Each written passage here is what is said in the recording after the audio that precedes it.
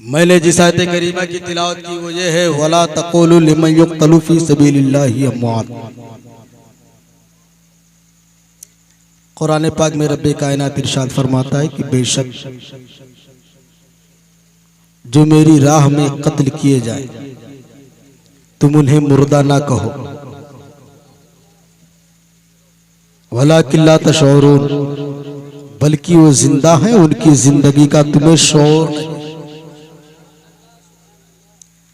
अब देखिए, कुरान ने मना कर दिया कि जो अल्लाह की राह में कत्ल किए जाए उन्हें मुर्दा ना कहो। अब कुछ लोग तो ये सोचते हैं कि कुरान ने कहने से मना किया है, सोचने से थोड़ी मना किया। कुछ लोग सोचते हैं कि कहेंगे नहीं तो सोचेंगे। लेकिन ये बताइए कि चाहे कोई संविधान का कानून हो, चाहे किसी देश का कानून हो, चाहे किसी का बनाया हुआ कानून हो, लेकिन उसके कानून में ये नहीं है कि कहने के बाद अगर तुमने सोचा तो उस पर कोई जुर्माना होगा। अगर आप कुछ भी सोचे, आप सोचे कि आज हम फला काम करेंगे, आप वो काम ना करें, वो काम कोई और कर जाए, तो कोई आपको पकड़ने वाला नहीं होगा। कहते सुभान अल्लाह। लेकिन कुर्बान जाओ कुरान पर कि कुरान ने शहीदों को जो अल्लाह की राह में कत्ल किए गए उन्हें मुर्दा कहने ही नहीं बल्कि सोचने पर भी मना किया।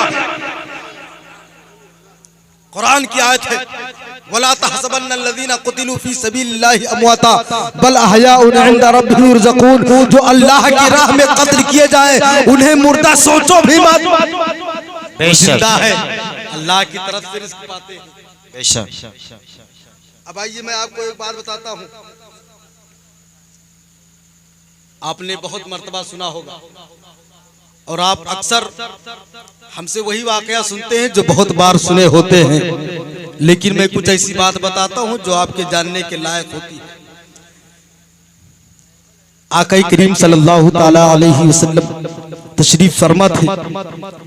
आपके पास इमाम हुसैन भी मौजूद थे और आपके बेटे इब्राहिम भी मौजूद थे। आप अपने बेटे और नवासे से प्यार कर रहे थे। कभी बेटे को चूमते हैं, कभी नवासे को चूमते हैं, कभी बेटे से प्यार करते हैं, कभी नवासे से प्यार करते हैं। प्यार करते रहते हैं, प्यार करते रहते हैं कि इतने में रब के हुक्म से जिब्रील अमी आते हैं। आने के बाद बारगाह रिसालत मआब में सलाम पेश करते हैं और अर्ज करते हैं, या रसूल अल्लाह, या रसूल अल्लाह, या रसूल अल्लाह। अल्लाह तबारक व तआला ने इन दोनों शहजादों में से एक को वापस बुलाया। जब इतना जिब्राइल कहते हैं या रसूल अल्लाह, इन दोनों में से रब्बे कायनात ने एक को बुलाया है। मुस्तफा सोचने लगते हैं कि किसको वापस करूं। अगर हुसैन को वापस करता हूं तो बेटी फातिमा की गोद खाली हो जाएगी। अगर मैं हुसैन को वापस करता हूं तो हैदर कर्रार का बाजू कट जाएगा। अगर मैं हुसैन को वापस करता हूं तो मेरा हसन अकेला हो जाएगा। और अगर मैं अपने बेटे को वापस कर दूं तो सिर्फ उसके जाने का मुझे गम होगा। इतना सोचते हैं कि मुस्तफा अपने बेटे इब्राहिम पर अपने हाथ को रख देते हैं। वाह वाह, बेशक, सुभान अल्लाह। जब मेरे आका अपने हाथ को अपने बेटा इब्राहिम पर रखते हैं, जिब्राइल समझ जाते हैं कि अगर कोई जाएगा तो इब्राहिम जाएगा। अगर किसी को जाने का हुक्म रसूल कायनात ने दिया तो इब्राहिम को दिया है। और फिर चंद दिनों के बाद हजरत इब्राहिम का जब इंतकाल हो जाता है, उसके बाद जब हजरत इमाम आली मकाम रज़ी अल्लाह ताला अन्हु इमाम हुसैन आका हुसैन जब बड़े होते हैं, जब आप बड़े हो जाते हैं, आपसे हजरत अबू बकर कहते हैं, ए हुसैन, याद रखना तुम्हारे लिए तुम्हारे नाना ने तो अपने बेटे को कुर्बान कर दिया था।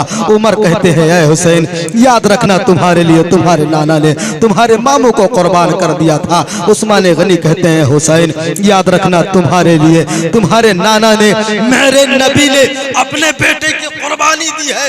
और अली हैदर कर्रार कहते हैं, बेटा हुसैन, याद रखना तेरे लिए तेरे नाना ने अपने बेटे का तेरे मामू की कुर्बानी दी है। माँ फातिमा कहती है बेटा हुसैन याद रखना तेरे लिए तेरे नाना ने मेरे भाई की कुर्बानी दे दी है, मेरे भाई की कुर्बानी दे दी है। इतना कहती है आका हुसैन फरमाते हैं ऐ मेरी माँ सुन ले, ऐ मेरे बाबा आप भी सुन लीजिए कि मेरे लिए हुसैन के लिए मेरे नाना ने अपने एक बेटे को कुर्बान किया है और हुसैन नाना के दीन के लिए अपने सारे बेटे नारे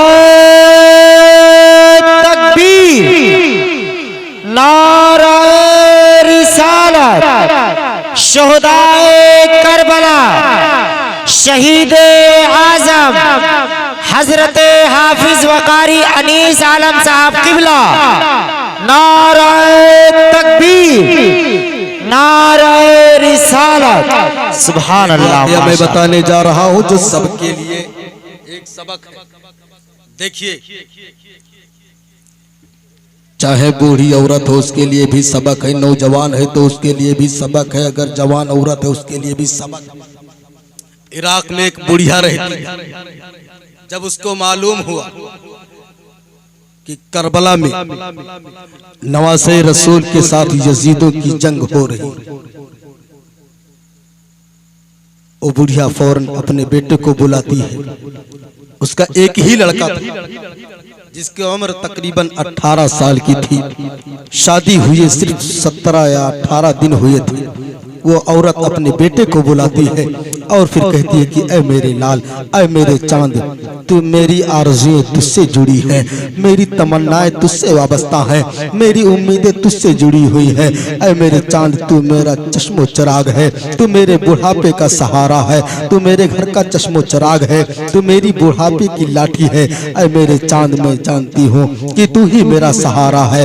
ऐ मेरे चांद लेकिन जहरा के लाल से तो तू मकदम नहीं है। ऐ मेरे चांद मेरी तमन्ना है, मेरी उम्मीद है कि तुम जाओ और जहरा के लाल के कदमों पर कुर्बान हो।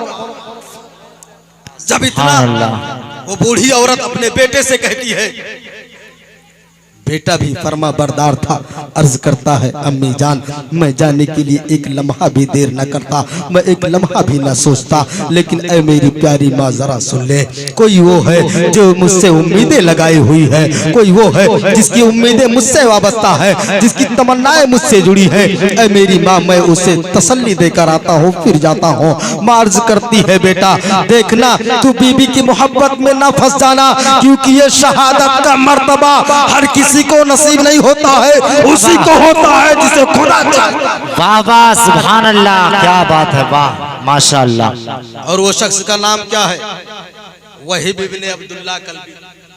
वाह, वहीब इब्ने अब्दुल्लाह कल्बी अपनी बीवी के पास जाते हैं और कहते हैं कि ऐ मेरी हमसफर, ऐ मेरी शरीके हयात, मैं तुझे तसल्ली देने के लिए आया हूँ, क्योंकि मेरी माँ की इल्तिजा है, मेरी माँ की तमन्ना है कि मैं जाऊँ जहरा के लाल के कदमों पर अपनी जान को कुर्बान कर दूँ और शहादत का मर्तबा हासिल करूँ। मैं तुझे तसल्ली देने के लिए आया हूँ। हजरात नेक दिल बीवी थी, खाविंद के जब इस बात को सुनती है अर्ज करती है मेरे सरताज मैं कौन होती हूँ तुम्हारे रास्ते में रुकने वाले, वाह वाह क्या बात है, रास्ते की रुकावट बनने वाली मैं कौन होती हूँ?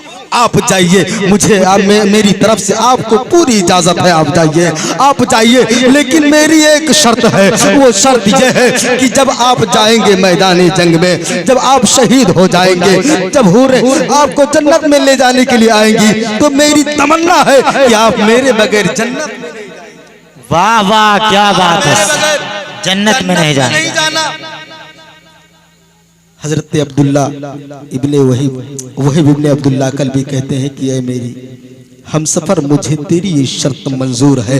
अपनी माँ को लेते हैं, अपनी बीवी को लेते हैं, आका हुसैन के पास पहुँचते हैं। जैसे ही आका हुसैन के पास जाते हैं बूढ़ी माँ अर्ज करती है आका हुसैन ये मेरा नौजवान बेटा है, ये मेरा एक ही बेटा है, 18 साल की जवानी है, अभी 17 दिन शादी को हुए हैं, लेकिन आका हुसैन मैं चाहती हूँ कि आपके कदमों पर कुर्बान हो जाए। आप इसे कबूल फरमा लें, आप इसे कबूल कर लीजिए। इमाम अली मकाम उसे कबूल कर लेते हैं और उसकी बीवी के सर पर हाथ रखकर फरमाते हैं कि तुम बहुत किस्मत वाली हो, अभी अभी तुम्हारा शौहर दीदार इलाही से मुशर्रफ तरफ होने वाला है। जैसे ही तसल्ली के अल्फाज आका हुसैन कहते हैं, फौरन वो औरत भर्राई हुई आवाज में चिल्लाती है, आका हुसैन मैं इन्हें जाने की इजाजत तो देती हूँ, लेकिन मेरी एक शर्त थी। वो शर्त ये थी जो मैं आपके रूबरू लेना चाहती थी। शर्त ये है, मैं चाहती हूँ जब ये शहीद हो जाए तो ये मेरे बगैर जन्नत में न जाए। और आका हुसैन सबसे बड़ी बात ये है, इनके बाद मुझे आप अपने खादिमाओं में कबूल फरमाएं। वाह वाह, सुभान अल्लाह सुभान अल्लाह। अर्ज करती है आका हुसैन, इनके बाद आप मुझे अपनी खादिमाओं में कबूल फरमा लें। आका हुसैन उसके सर पर हाथ रखते हैं और फिर फरमाते हैं कि ठीक है तुम जाओ। हजरत वहीब इब्ने अब्दुल्ला कल्बी फौरन ही हथियार लेते हैं और नेज़ा हथियार लेते हैं, ढाल उठाते हैं, घोड़े पर सवार होते हैं, मैदान की तरफ रुख कर लेते हैं। और मैदान में जब पहुँचते हैं, देखिए 18 साल का नौजवान है। जैसे ही मैदान में पहुंचता है और कहता है हल मिन मुबारिजिन, हाय कोई मुकाबला करने वाला। जैसे ही इतनी सदा देता है, कोई सामने नहीं आता है। कई बार सदा देता है कि हाय कोई मुकाबला करने वाला, लेकिन कोई सामने नहीं आता है। अमर बिन साद फौरन अपने साथियों को कहता है, ऐ मेरे साथियों, तुम पर धिक्कार है, तुम डूब कर कहीं मर क्यों नहीं जाते? तुम इसी रेत में अपने मुंह को रगड़ कर मर जाओ। एक नौजवान अकेला तुमको इतनी हिम्मत के साथ तुमको बुला रहा है और कोई जाने वाला नहीं है। मेरी फौज पर लानत है मेरी फौज पर। जैसे ही इतना कहता है, एक तुफैल नाम का शख्स आगे बढ़ता है और फौरन ही उनके मुकाबले में आता है। वो वार करता है। अब्दुल्ला इब्ने कल्बी वार को रोकते हैं और ऐसा वार करते हैं कि उसे वासिले जहन्नम कर देते हैं। बेशक जब दुश्मनों ने ये हिम्मत देखी तो पहले एक आया था, फिर 2 आए, फिर 3 आए, फिर 4 आए, फिर 5 इकट्ठा आने लगे, फिर ज्यादा 10 आने लगे। जब ज्यादा भीड़ होने लगी, लेकिन आशिक़े हुसैन अहले बैत से नहीं थे। वहीब इब्ने अब्दुल्ला कल्बी, उनके दिल में सिर्फ हुसैन की मोहब्बत थी। वो आशिक़े हुसैन थे, लेकिन आशिक़े हुसैन कुव्वते खुदाबंदी का वो मुजाहिरा करता है कि हैदर कर्रार की याद ताज़ा होने लगती है। हजरत मोहतरम मुकाबला जारी रहता है और फिर वहीब इब्ने अब्दुल्ला कल्बी शाम के बादलों का सीना चीरते हुए वापस मैदान में आते हैं। अपनी माँ के पास अर्ज करते हैं, ऐ मेरी प्यारी अम्मी जान, क्या तू मुझसे राजी है या नहीं है?